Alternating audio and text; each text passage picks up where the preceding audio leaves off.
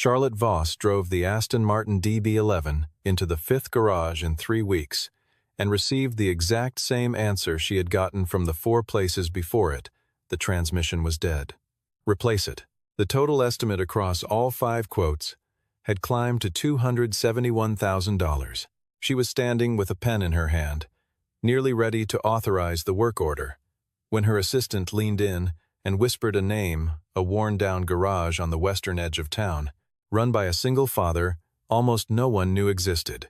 No neon sign, no showroom, just motor oil and the sound of metal against metal, and a man named Isaac Hayes wiping his hands on a faded rag, looking like someone who had never in his life needed to impress anyone. Charlotte Voss had built Voss Prestige Motors into the 3rd largest luxury vehicle distribution network in the country before she turned 34, and she had done it without apology. She ran meetings the way surgeons ran operating rooms, with precision, economy, and the clear understanding that every second of indecision carried a cost. She did not arrive late. She did not offer unnecessary warmth. She did not waste time on feelings when facts were available, and she had spent enough years in boardrooms to know that people who led with emotion rarely lasted long enough to matter. The dealerships under the Voss name moved everything from Bentley to Lamborghini, and Charlotte had personally approved the purchase of the Aston Martin DB11 that now sat immovable in her private lot, an $800,000 machine she had selected as a gift to mark 10 years of partnership with Elliot Graves. The car had not been merely a gift. It had been a statement, the kind she had learned from her father's example, that the Voss name was synonymous with the finest things that moved on 4 wheels, and that 10 years of partnership with a man like Graves deserved something that could not be replicated by a wire transfer or a card with a signature. She had driven 3 different DB11s before settling on the specification, the color, the stitching, the bespoke instrument panel, and she had taken satisfaction in knowing that the car was exactly right. It had been, until it wasn't. Elliot Graves was not a man who asked for much. He held 18% of the Voss Group's equity, had been her father's closest ally before her father's retirement, and had never once raised his voice in a meeting or sent an email in anger. He did not need to. His silence carried weight that other men's speeches never could, and when he called to confirm, he would be arriving the following Friday to take a drive in the DB11, the car Charlotte had described in her own words as a symbol of everything the Voss name stood for. She had felt the pressure of that conversation settle into her chest like a stone dropped into still water. The car had died on a Tuesday afternoon. Graves had been in the passenger seat for a demonstration run along the waterfront when the transmission locked mid-gear, the engine threw a harsh, grinding noise into the cabin, and the car rolled to a dead stop at the edge of an intersection. Graves said nothing. He waited for the tow, accepted the ride Charlotte arranged, and spoke only once before climbing into the substitute vehicle. He told her he looked forward to seeing the DB11 when he returned from Boston. His tone was not angry. It was something quieter, and Charlotte had always found quiet far more difficult to carry than anger. She called her head of technical operations from the side of the road while the flatbed was still loading the car. The instruction was direct. The car needed to be perfect within 7 days, and he was authorized to spend whatever was required to make that happen. She had not imagined, standing on that curb watching the DB11 rise onto the back of the truck, that 7 days would become 3 weeks of compounding silence and 5 very expensive dead ends. She had not imagined it because in the world Charlotte Voss operated in, problems at sufficient cost could always be solved. The only variable was the number. This time, the number kept changing, and the problem kept standing in place, unmoved, immovable, silent. The first call went to the authorized Aston Martin dealership on the north side, the only certified service center within 60 miles. Their lead technician spent 2 full days with the DB11 before delivering his conclusion with the calm authority of someone accustomed to delivering expensive news. The torque converter had failed, the electronic control module governing the transmission had suffered cascading errors as a result, and the recommended path was a complete transmission rebuild paired with new ECU programming. Estimated cost, $187,000, with a projected timeline of 6 to 8 weeks pending parts availability from the factory in Gaydon. Charlotte authorized a second opinion before the first invoice had even been printed. The ZF Service Center, the German manufacturer responsible for the actual gearbox unit inside the DB11, flew in a regional specialist who spent 3 days performing his own diagnostic. His report used different language but arrived at the same place. The clutch pack assembly had suffered thermal damage consistent with sustained overload. The internal hydraulic circuit was compromised, and the unit needed to be replaced as a complete assembly. His quote came in at $214,000, with a 10-week lead time for the replacement unit. The third shop was a private facility called Exotic Transmission Specialists, a name that had come up twice among Charlotte's technical team, and once in a trade publication she had skimmed on a flight to Chicago. The owner had 40 years of experience with European luxury drivetrains and had personally worked on vehicles belonging to 3 motorsport teams. He looked at the DB11 for one afternoon and told Charlotte's technical liaison that the gearbox was not repairable. The internal damage, in his professional view, exceeded what any rebuild could address. The vehicle needed a new transmission unit sourced directly from the manufacturer. The price? $271,000. He did not offer a timeline because he considered the question premature until Charlotte confirmed she wanted to proceed. A fourth opinion came from Prestige Auto Engineering, a competing service network that Charlotte would normally never have approached. She approached them anyway, because the alternative was doing nothing, and doing nothing was not something she knew how to do. Their senior technician reviewed the diagnostic data from the first 3 evaluations, spent an afternoon with the vehicle himself, and submitted a report that aligned closely with the third shop's findings. The transmission was beyond economical repair. Replacement was the only viable path. His quote was $265,000. The fifth came from an independent technical consultant, a German engineer who had spent 2 decades working with European manufacturers and now operated as a private advisor to high-net-worth collectors. Charlotte's assistant had tracked him down through a contact in Stuttgart. He reviewed everything remotely, requested 36 photographs of specific components, and submitted a single-page summary. The vehicle had reached the end of its serviceable transmission life. Replacement was the rational choice, and he would not recommend further diagnostic investment in the existing unit. Charlotte stood in her office the afternoon. The 5th report arrived, holding the entire stack of assessments in her hand, $271,000. A car that was supposed to be a symbol of the Voss standard, sitting unusable in a lot, with 8 days remaining before Elliot Graves landed at the airport. She had not eaten lunch. She had canceled 2 meetings without rescheduling them, which her assistant would later describe as the single most alarming signal of the entire ordeal. Charlotte Voss did not cancel meetings.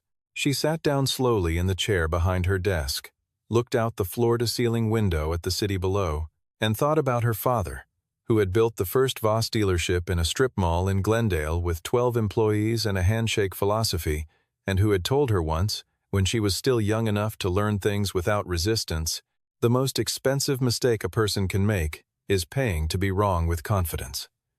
She had been too successful for too long to remember that until now. Maya Collins had worked for Charlotte for 3 years and had learned in the first 3 months which battles were worth fighting and which were better left to time.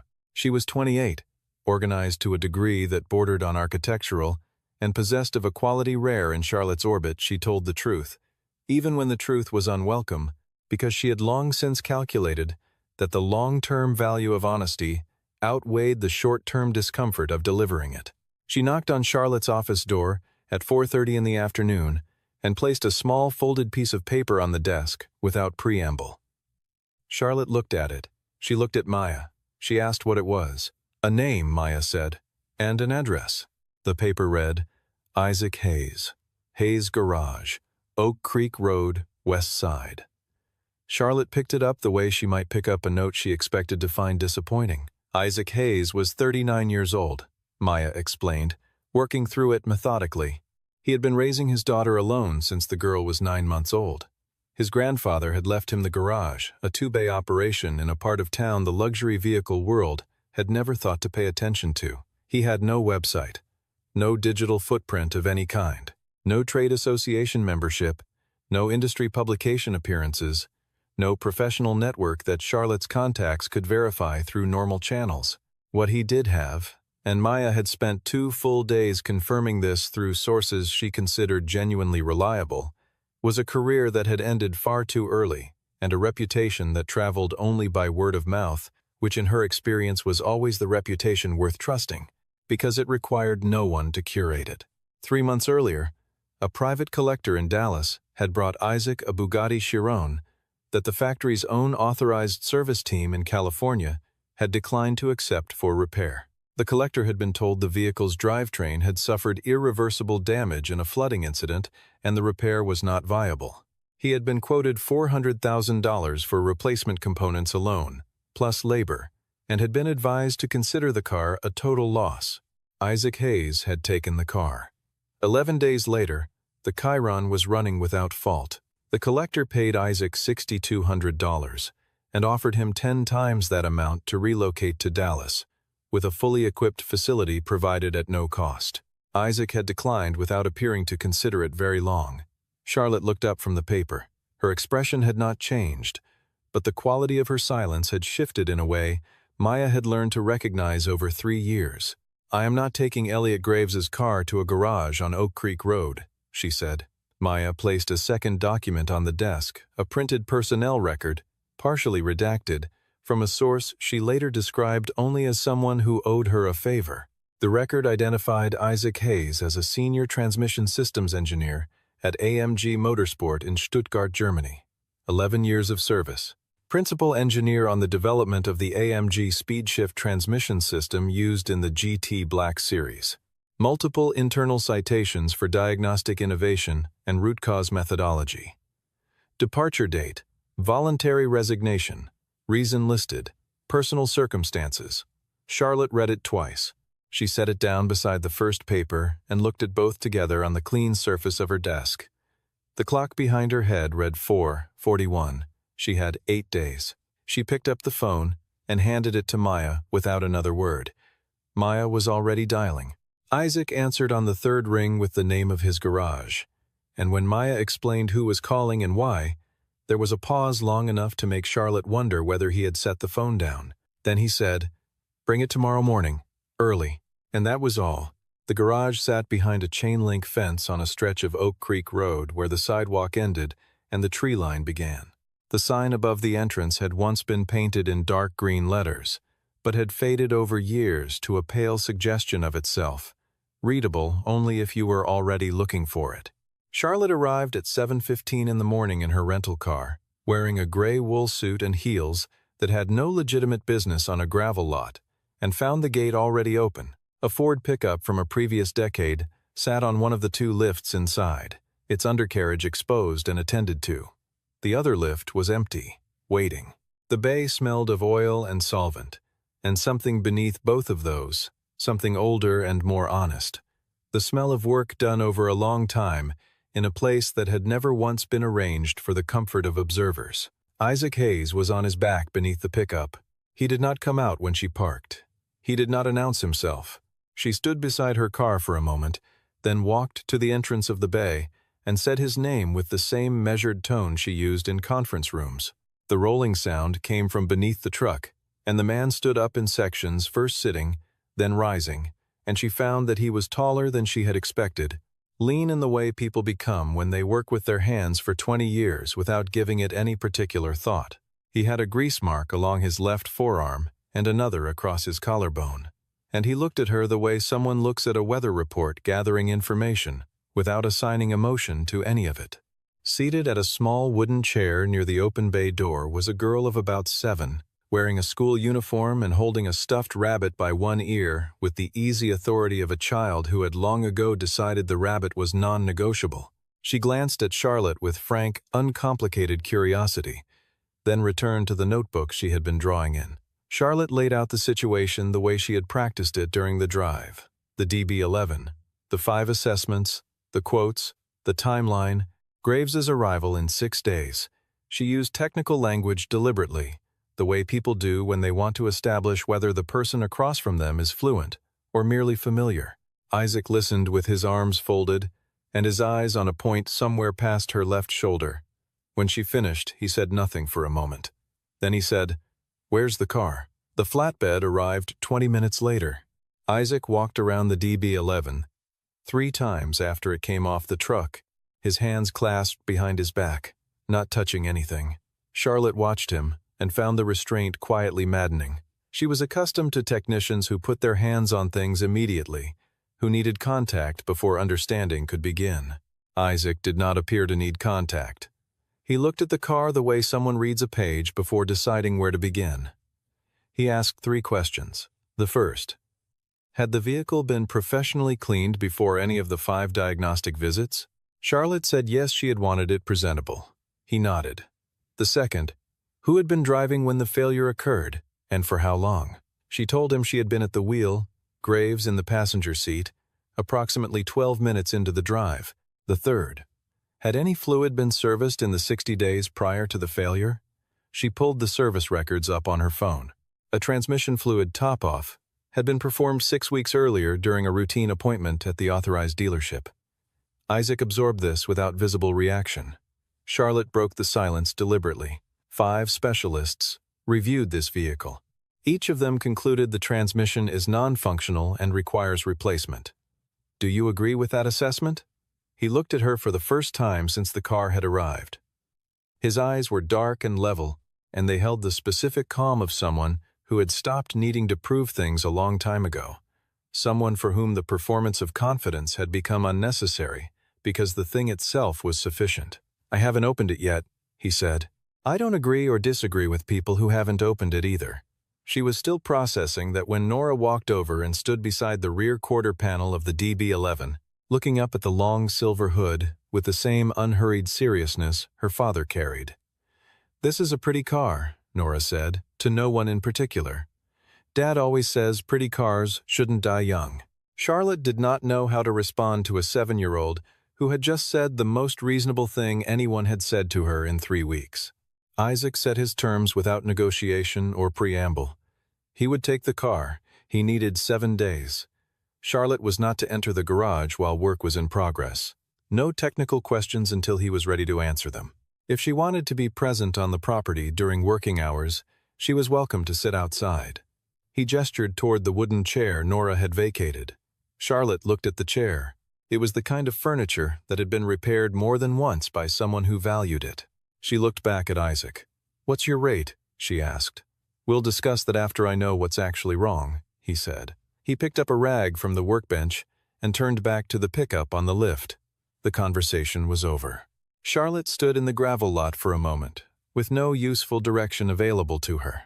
She had not sat outside a garage on a wooden chair waiting on someone else's schedule since she was a teenager spending summer afternoons waiting for her father to finish work so they could drive home together.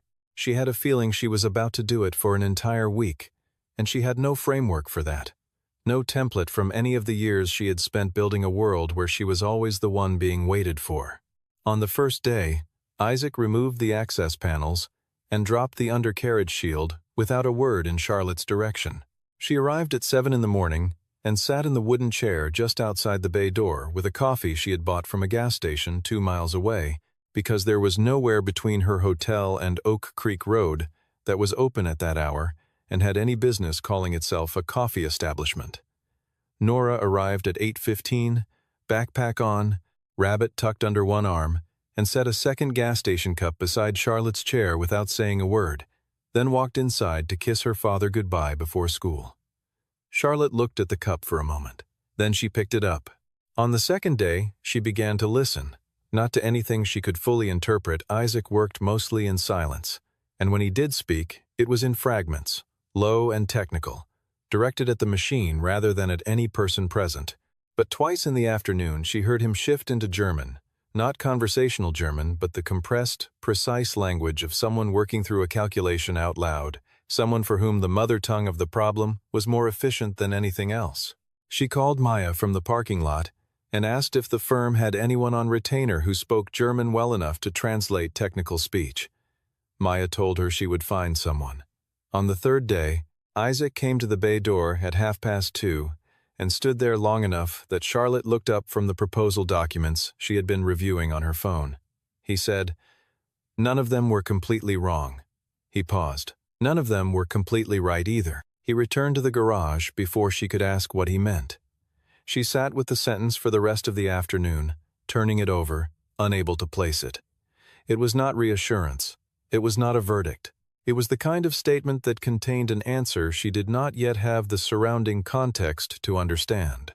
On the fourth day, Nora sat in the chair beside her after school and asked, with the directness that belongs exclusively to children and very old people, whether Charlotte had any kids. Charlotte said no. Nora considered this with the mild, unencumbered attention children give to facts that interest them.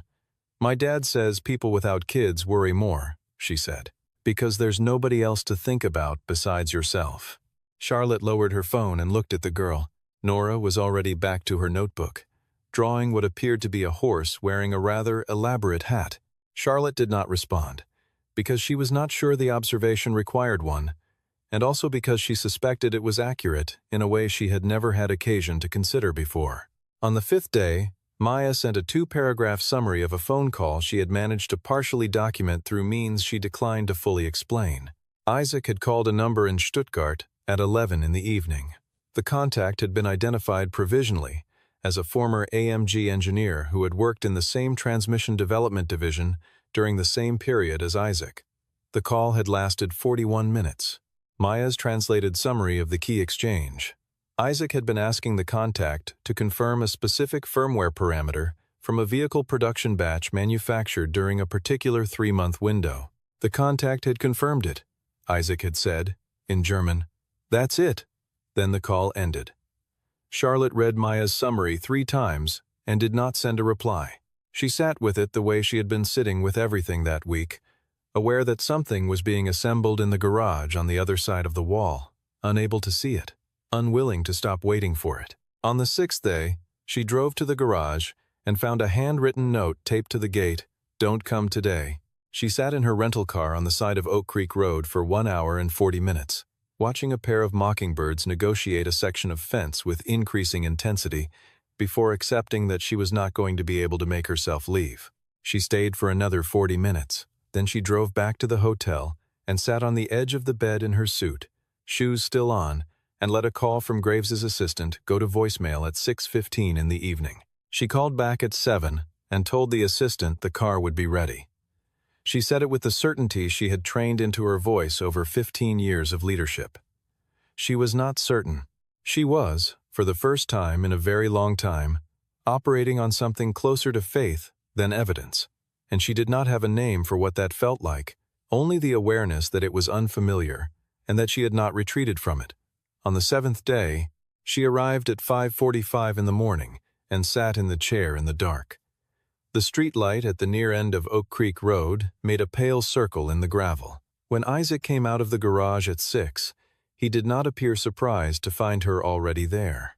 He looked at her in the gray early light, considered something briefly, and said, "Come inside." The DB11 was on the lift, its undercarriage fully exposed, the transmission casing open in a way Charlotte had never seen outside of a manufacturer's technical manual.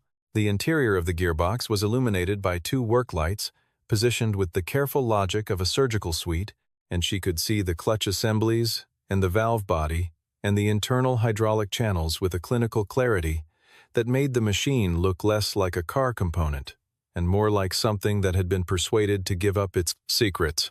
Isaac stood beside the vehicle and spoke without looking at her, the way people speak when they are accustomed to explaining things to colleagues rather than to audiences. The transmission, he told her, was mechanically intact. Every internal component was within specification.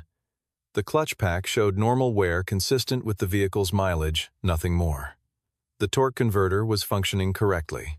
The hydraulic circuit had no damage, no contamination, no evidence of the thermal stress that the second report had described as the primary cause of failure. Charlotte did not say anything. She was listening with the particular quality of attention that comes when someone is carefully dismantling a structure you have spent 3 weeks building and believing in. What had actually happened, Isaac continued, was a failure of the transmission oil pressure sensor, a component 73 millimeters in length, positioned on the lower valve body housing. The sensor had failed in a specific and uncommon way. Rather than going silent, it had sent a continuous false signal, indicating catastrophic pressure loss throughout the system. The vehicle's engine control unit had received that signal and responded exactly as it had been programmed to respond. It had activated a full protective lockout, freezing the transmission in a fail-safe state to prevent what it believed was imminent catastrophic mechanical failure. The gearbox had not failed. It had been ordered to stop by a module that was telling it something that was not true. The reason no one had identified this, he explained, was not a failure of intelligence or effort, but of specificity. The DB11 produced during a 3-month window of that particular production year 47 vehicles in total had been fitted with an ECU firmware version that processed pressure sensor failures differently from every other vehicle in the model line. In the standard firmware, a sensor fault triggered a dashboard warning and a reduced performance mode. In this version, it triggered a complete system lockout, with no fault code that any standard diagnostic scanner would read as sensor-related. Every tool connected to the car had read the lockout, interpreted it as the thing it most closely resembled, and concluded what the lockout appeared to say: total transmission failure. No one among the 5 specialists had gone looking for a cause behind the effect, because the effect was so absolute, it appeared to be self-explanatory. The knowledge of this firmware variant existed in a single internal document distributed at a closed technical workshop in Frankfurt, attended by a small number of transmission engineers from AMG and Aston Martin's development partners. Isaac had been in that room. He had filed the information carefully in the part of his memory reserved for things unlikely to matter soon, and 11 days ago, while walking 3 times around a car he had not yet touched, he had opened that file. The sensor itself had cost $340. The labor to replace it and recalibrate the ECU using the correct non-standard protocol, a process Isaac had completed across 2 nights, alone, while Charlotte sat in a hotel and tried not to think too directly about the word Thursday, had taken 4 hours. He had driven the car on Oak Creek Road at 2 in the morning, with Nora asleep in the back seat and her rabbit on the center console, because he had needed to be certain before he said anything. "What is the total?" Charlotte asked. Her voice came out quieter than she had intended, as though the room had changed the size of the space available for it. $840, Isaac told her. The sensor, the fluid replacement, and the ECU recalibration. He had documented every step. She did not react the way she might have expected herself to react.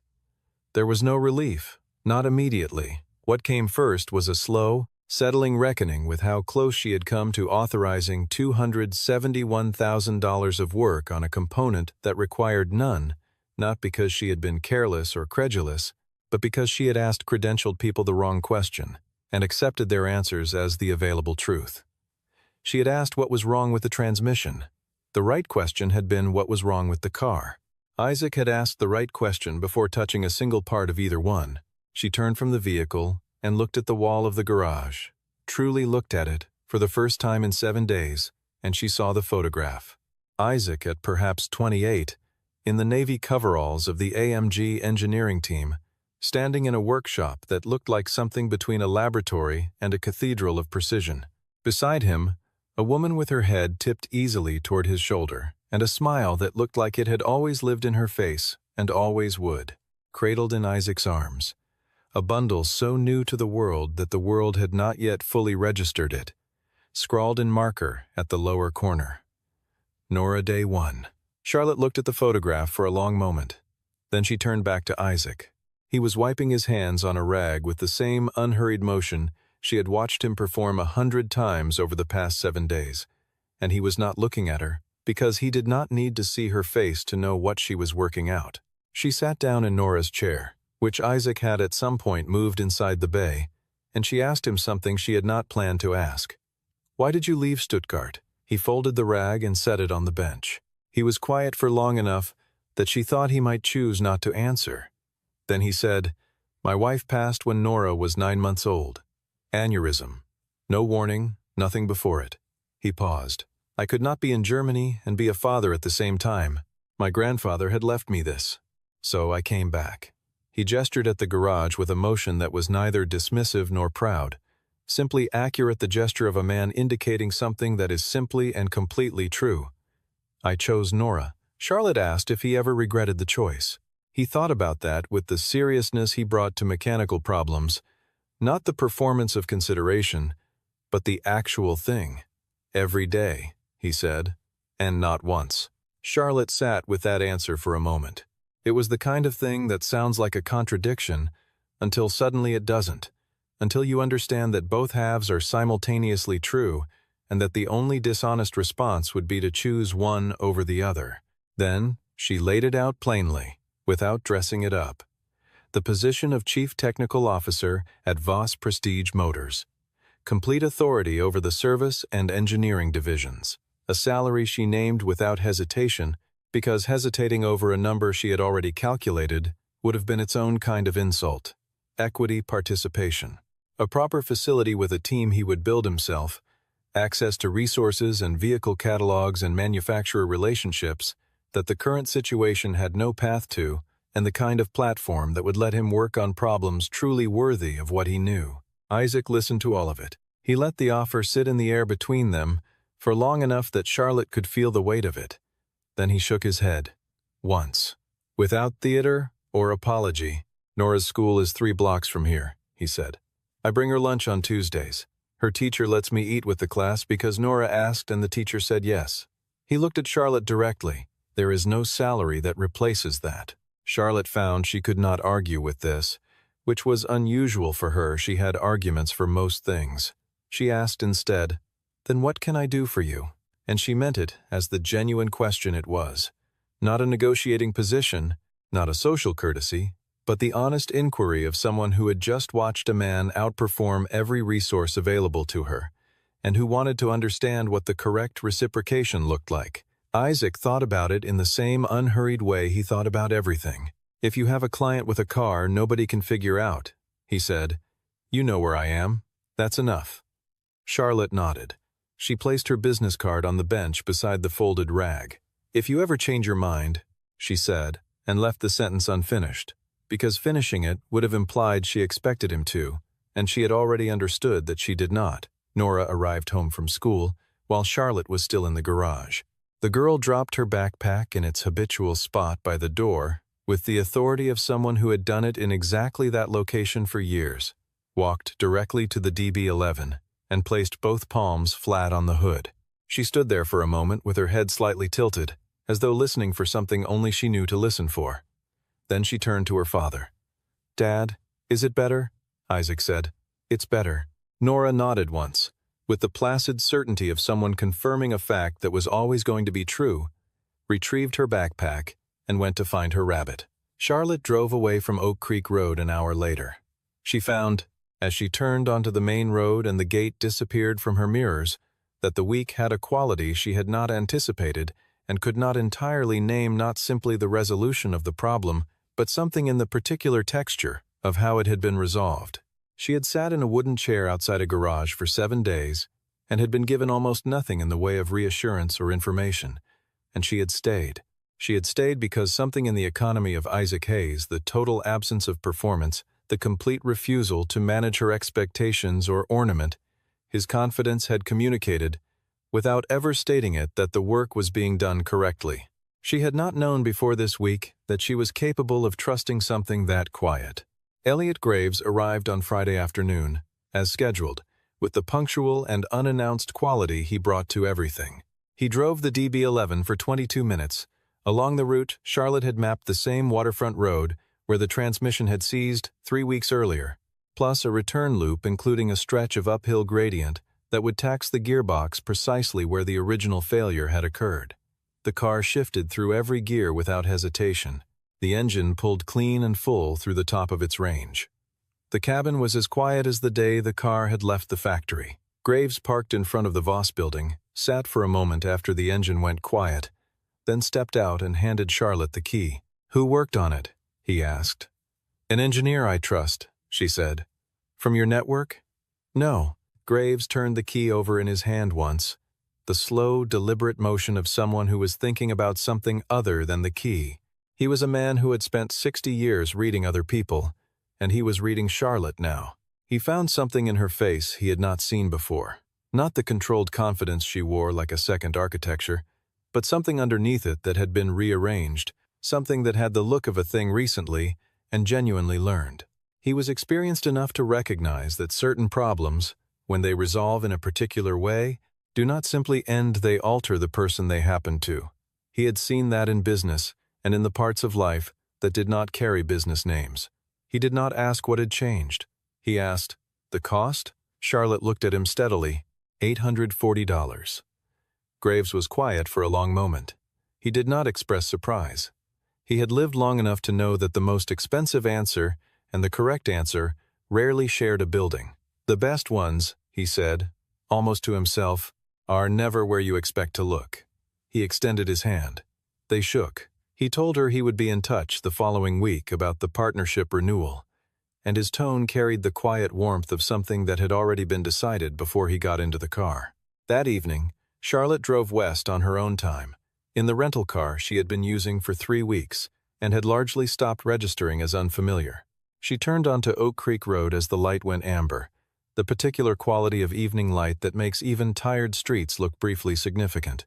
The gate of Hayes' garage was closed and locked for the night, and from the road she could see through the side window of the small attached house a square of warm yellow light, and within it 2 silhouettes, one large, one small, seated together at what appeared to be a dinner table.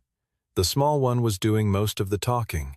The large one was listening with complete, undivided attention, the way a person listens when there is nowhere else they would rather be, and nothing they consider more important than the voice in front of them. Charlotte did not stop the car. She drove back the way she had come and did not turn on the radio. She thought, without sentimentality, but with the particular precision that was her best mode of thought, about what the week had actually demonstrated. Not about Isaac Hayes specifically, though she would think about him often in the months that followed, the way you think about things that correct something fundamental in you, but about the habit, deeply worn into years of practiced certainty, of arriving at conclusions before the evidence was complete, of trusting institutions because they were large and credentialed and expensive, and treating those qualities as a reliable proxy for being right, of confusing the confidence of experts with the accuracy of their expertise, 2 things that she had always known were not the same and had somehow, without noticing, begun to treat as though they were.